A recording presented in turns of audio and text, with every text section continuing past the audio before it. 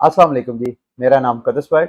इस वीडियो में आपके साथ मैं पिछले 24 घंटे की क्रिप्टो मार्केट की जो न्यूज़ अपडेट्स वगैरह हैं, जो एनालिसिस वगैरह हैं, वो मैं शेयर करूंगा। आज की वीडियो में एक एयर ड्रॉप से मुतल्लिक इंफॉर्मेशन है, वो आगे जाके आपके साथ शेयर करूंगा।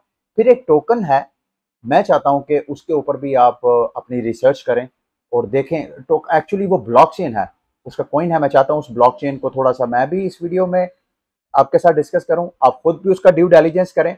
और अगर आप मुझे इजाजत देंगे तो मैं डेडिकेटेड एक वीडियो बना के उस ब्लॉकचेन को सारा एक्सप्लेन कर सकता हूं कि क्या उसमें इन्वेस्टमेंट करना बेहतर है या नहीं है, या उससे मुतल्लिक जो मेरा एनालिसिस है एक डेडिकेटेड वीडियो बना के भी मैं कर सकता हूँ। इट ऑल डिपेंड कि अगर आप लोगों को चाहिए तो। और साथ कुछ न्यूज़ हैं वो आपके साथ शेयर करूंगा। सबसे पहले आज की वीडियो, एक तो कोशिश करूंगा कि आज की वीडियो थोड़ी मुख्तसर हो।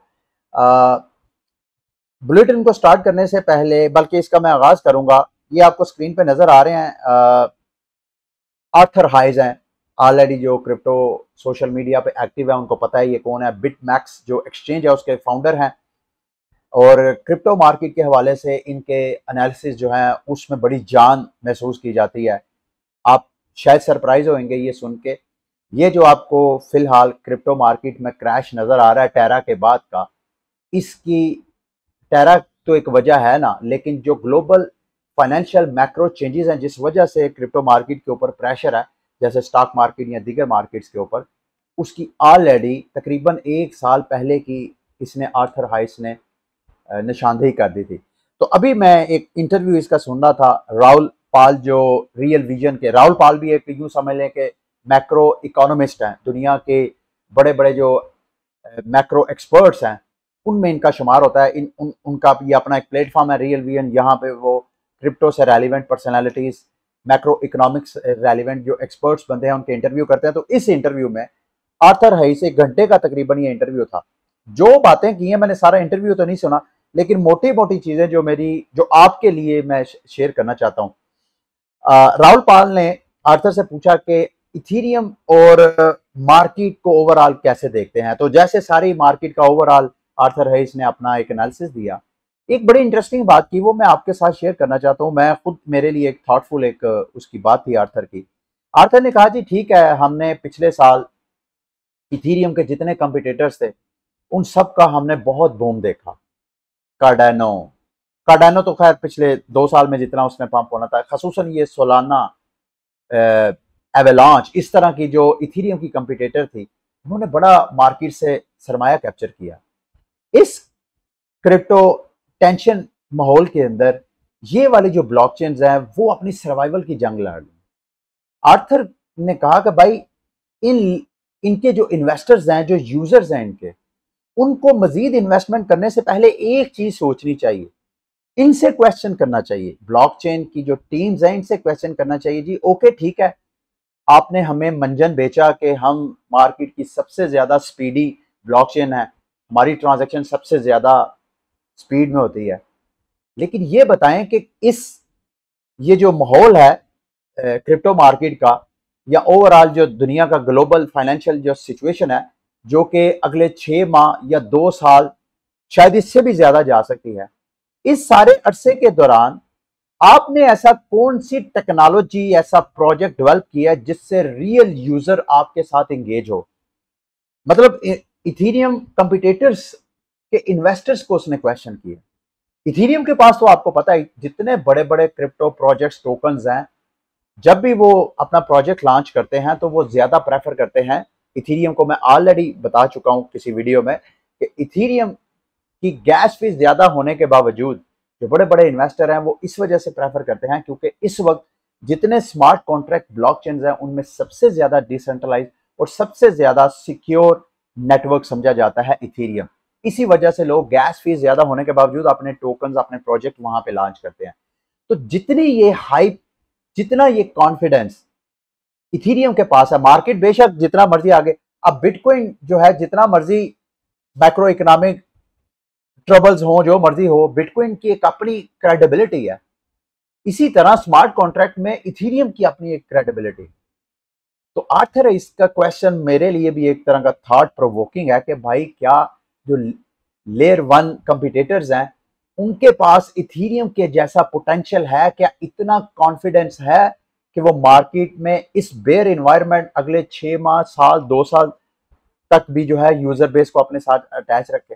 होता पता क्या, जब कभी भी इस तरह की सिचुएशन होती है तो जो इन्वेस्टर है इस तरह के रिस्की जो टोकन्स या कॉइन्स होते हैं वहां से पैसा निकाल के अपने पैसे को महफूज करने के लिए वो इथीरियम और बिटकॉइन में इन्वेस्टमेंट करता है।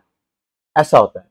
तो क्या इनमें से अगर आपका कोई फेवरेट L1 प्रोजेक्ट है, इथीरियम कंपिटेटर है, तो आपने अपने आप से ये क्वेश्चन करना है कि भाई क्या ये आने वाले वक्तों में इस बेयर एनवायरनमेंट अगर इसी तरह चलता है, मार्केट इसी तरह टेंशन में रहती है, तो इस टेंशन के अंदर क्या इन्वेस्टर का कॉन्फिडेंस लूज होगा या कि इन्वेस्टर साथ इंटैक्ट रहेगा? ये सारे क्वेश्चन के अगर आपको जवाब मिले तो फिर आप इथीरियम लेयर जो कंपिटिटर्स हैं उनमें आप इन्वेस्टमेंट कर सकते हैं। चले अब कुछ छोटी मोटी इक्का दुक्का न्यूज है वो मैं आपके साथ शेयर करता हूं। FTX ने फाइनली जो है वॉयजर कैपिटल को अक्वायर कर लिया है, ये जो CNBC है उसकी रिपोर्ट के मुताबिक। इसमें इंटरेस्टिंग बातें जो हैं वो मैं आपके साथ शेयर कर देता हूं इस न्यूज में। एक तो यह है कि जो बिड थी फाइनली 1.42 बिलियन की थी, जिसमें से 51 मिलियन कैश डील थी, बाकी ऑब्वियसली जो डील का प्रोसेस होगा बिड का वो हो जाएगा। दूसरी इंटरेस्टिंग चीज ये कि FTX ने बाइनांस को बीट करके ये ऑक्शन विन किया, यानी बाइनांस ने भी ऑक्शन लगाई हुई थी लेकिन FTX ने ये विन किया। और दूसरा, जितने वॉयजर कैपिटल के यूजर्स हैं उनको हर यूजर को $50 का क्रेडिट देने के लिए $60 मिलियन का एक अलग से फंड जो है FTX ने अरेंज किया है। इसका मतलब यह है कि जैसे ही एक्वायर करेगा FTX और बाकायदा वॉयजर कैपिटल फंक्शनल होगा तो जो वॉयजर कैपिटल के यूजर्स होंगे हर यूजर को $50 एक्स्ट्रा मिलेंगे, फ्री मिलेंगे। अगली बड़ी न्यूज जी हमारी जो मैं समझता हूं बहुत बड़ी न्यूज है वो मैं आपके साथ शेयर करना चाहता हूं। जो बैंक ऑफ इंटरनेशनल सेटलमेंट्स है, ये एक यूं समझ लें कि एक बैन अल-अक़वामी इंटरनेशनल सेटलमेंट का इदारा है।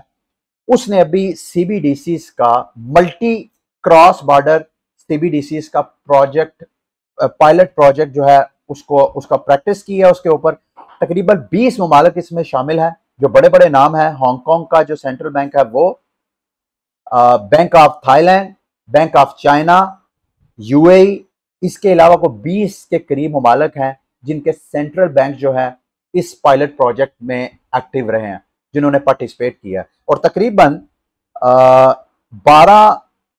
22 मिलियन से ज्यादा की ट्रांजैक्शन और ट्रांसफर की गई है इंटरनेशनली। अब इसके बहुत से इंपैक्ट्स हैं, इसके बहुत से इंप्लीकेशंस हैं। इस न्यूज को देखते हुए मुझे ऐसे लग रहा है कि इस दहाई के एंड होने तक ये जो स्विफ्ट है, स्विफ्ट क्या है? The society of world wide inter bank communication, यानी एक दुनिया का मुल्क दूसरे किसी मुल्क को कोई अपनी प्रोडक्ट वगैरह बेचता है, यानी इंपोर्ट एक्सपोर्ट जो कंट्रीज आपस में करती हैं, ये स्विफ्ट जो बैंकिंग चैनल है उस चैनल के जरिए सारी क्रॉस बॉर्डर ट्रांजैक्शंस होती हैं।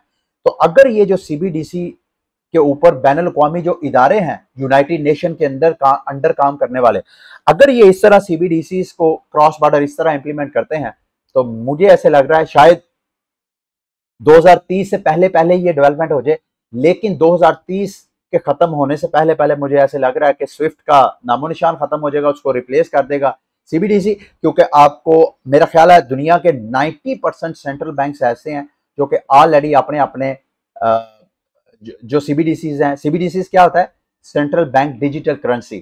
तो अपने अपने CBDCs लॉन्च कर रहे हैं। हमारे पाकिस्तान के हवाले से भी न्यूज है कि स्टेट बैंक ऑफ पाकिस्तान की एक कोई टीम है वो बड़े खुफिया तरीके से इसके ऊपर वर्क कर रही है। आई डोंट नो, इसकी कंफर्म रिपोर्ट्स मेरे पास नहीं है, लेकिन बहरहाल दुनिया के 90% सेंट्रल बैंक्स ऐसे हैं जो CBDCs पे ऑलरेडी काम कर रहे हैं। उसमें से करीब 50% ऐसे हैं जो कि ऑलरेडी पायलट स्टेज के ऊपर है। तो ये जो एक तरह की ओवर जो क्रिप्टो अडॉप्शन के हवाले से एक गुड न्यूज है, एक बुलिश न्यूज है, एक पॉजिटिव न्यूज है कि आने वाले वक्तों में कंट्रीज यूनाइटेड नेशन के मतहत काम करने वाले जो बैन अल-अक़वामी अदारे हैं वो क्रिप्टो को अपना फ्यूचर समझते हैं और उसी के जरिए अपनी जो इकोनॉमी है सारी, जो हमारा रवायती बैंकिंग सेक्टर है, उसको फिर डिजिटल सेक्टर की तरफ ले जाएंगे। अच्छा, उसके बाद जी दूसरी न्यूज है मेकर डाओ उनका जो WBTC का रैक BTC का जो स्टॉक था वो अपने लोएस्ट पॉइंट पे है। जो क्रिप्टो एनालिटिक फर्म है सेंटीमेंट, उन्होंने अभी रिपोर्ट किया, हुआ क्या कि जो इनके जो क्रेडिटर्स थे नेक्सो से मुतल्लक अमेरिका में काफ़ी ज़्यादा मुख्तलिफ जो हैं स्टेट्स वगैरह या सिटीज़ वगैरह, वहाँ पे मुख्तलिफ किस्म के एलिगेशन थे, प्रेशर थे। तो नेक्सो ने अपने जो मेकरडाओ के रिजर्व रखे हुए थे वो रिजर्व निकालना शुरू हो गए।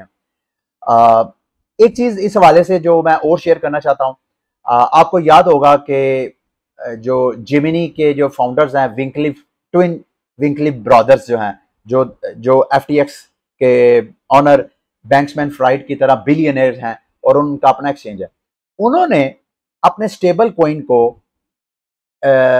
USDC और बाइनांस के BUSD के कम्पिटेटिव करने के लिए, क्योंकि इस वक्त जो टेथर को सबसे बड़ा थ्रेट है वो USDC से है या बाइनांस के BUSD से है। तो इस मार्केट को कैप्चर करने के लिए जिमिनी का भी अपना एक स्टेबल कॉइन है GUSD, अगर मैं गलत नहीं हूं तो। उन्होंने उसका यूज केस बढ़ाने के लिए मेकरडाओ को कहा कि भाई आपने, अब मेकरडाओ क्या है, ये डाई जो डिसेंट्रलाइज स्टेबल कॉइन है उसका पीछे बैक एंड पे जो कंपनी है मेकरडाओ डाओ है ये। तो मेकरडाओ को ऑफर करवाया कि अगर आप अपने जो कोलेटरल आपने रखा हुआ है जिसके बदले आपने डाई जो टोकन मिंट करके मार्केट में फ्लोट किए हैं, आप अगर उधर दीगर स्टेबल कॉइन के साथ साथ हमारा GUSD भी रखेंगे तो हम आपको बाकायदा इंसेंटिव प्रोवाइड करेंगे 100 मिलियन से ज्यादा। तो मेकरडाओ जो है ऑलरेडी उसको अच्छी खासी ऑफर्स हैं और इस हवाले से जो न्यूज़ थी वो मैंने आपको शेयर कर दी है। एक लास्ट न्यूज़ मैं आपके साथ शेयर करके फिर आगे आपको जो इन्फॉर्मेशन है वो शेयर करूंगा। इंडियन लॉ इन्फोर्समेंट एजेंसी ने अभी कुछ फंड्स वगैरह फ्रीज किए हैं जो फ्रॉड वगैरह कंपनीज कर रही थी इंडिया में, उसको किया है। और ये मैं न्यूज़ आपके साथ क्यों शेयर कर रहा हूँ, क्योंकि इंडिया में crypto market much more regulated है पाकिस्तान के निस्बत, और मार्केट को जब रेगुलेट करते हैं तो मार्केट में स्कैम्स करने वाले जो फ्रॉडस्टर्स हैं उनको पकड़ना भी बहुत आसान है। अब ये वहाँ की जो लॉ इन्फोर्समेंट एजेंसीज हैं उन्होंने वजीर एक्स की हेल्प से और जो मार्केट के वहाँ पे जो रेगुलेटेड उनकी जो सिक्योरिटी एंड एक्सचेंज कमीशन से लाइसेंस लेके काम करने वाली कंपनीज हैं उनकी हेल्प के जरिए इन सारे जो फ्रॉडस्टर्स हैं जो फ्रॉडी हैं उनको पकड़ा है। अब कौन कौन सी स्कैम कंपनीज हैं मैं ये आपके साथ शेयर करना चाहता हूँ ताकि अगर आप इनके साथ किसी भी सूरत में गए जाएं तो आप अपने आप को सिक्योर करें। एक तो कैश होम है, कैश मार्ट है, इजी लोन है, ये कंपनियां, फिर नगेट्स वगैरह इस तरह की कंपनीज हैं जो कि स्कैम कर रही थी जिनको सिक्योर किया है वहां की जो लॉ इन्फोर्समेंट एजेंसीज हैं उन्होंने। अच्छा जी, अब लास्ट में जो मैं एयर ड्रॉप के बारे में कह रहा था, ये XRP होल्डर्स को एयर ड्रॉप होगा। फ्लेयर का अपना एक स्पार्क टोकन है, वो टोकन इन्होंने डिस्ट्रीब्यूट करना है 24 अक्टूबर से लेके 6 नवंबर के दरमियान ये टोकन डिस्ट्रीब्यूशन होगा। ये फ्लेयर है क्या चीज?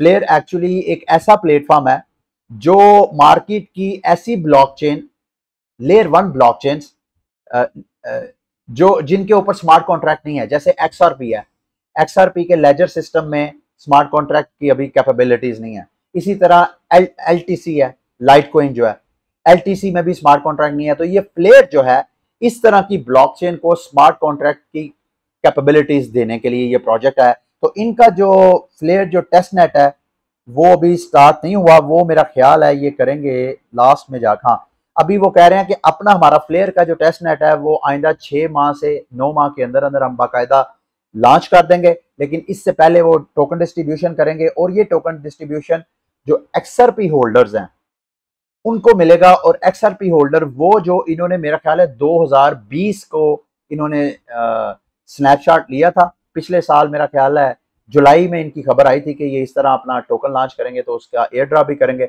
अब बाकायदा इन्होंने अनाउंसमेंट कर दी है कि इस माह के एंड में 24 अक्टूबर से लेके नवंबर तक, 6 नवंबर तक ये डिस्ट्रीब्यूशन होगी। और बाकायदा फ्लेयर वाले कह रहे हैं कि जितने एक्सचेंजेस हैं, जरूरी नहीं आपके पर्सनल वॉलेट में, अगर आपके पास किसी एक्सचेंज में भी फंड्स पड़े हुए थे तो ये कह रहे हैं कि हम एक्सचेंजेस के साथ कांटेक्ट में हैं कि उनके यूजर जो XRP होल्डर्स हैं उनको वो टोकन डिस्ट्रीब्यूट करें।